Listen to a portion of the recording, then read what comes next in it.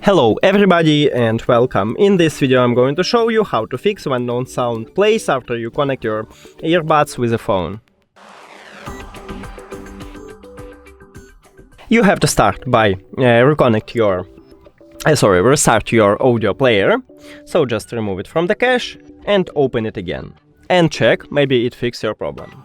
Also open the application and after that go to the settings right here at the right top and check if you have the last software version here.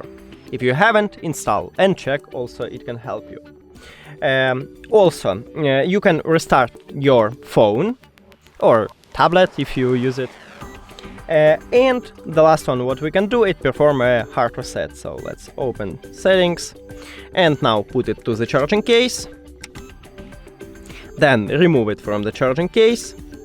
And then press and hold both of touch areas for at least 10 seconds. Now put it to the charging case and wait until this light is gone.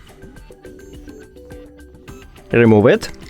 And now you perform a hard reset if you're trying to right here reconnect them, and it said that you need to forget it. So let's make it. The earbuds enter to prank mode automatically, so now we can see it at the device list. Click on it. And we did it!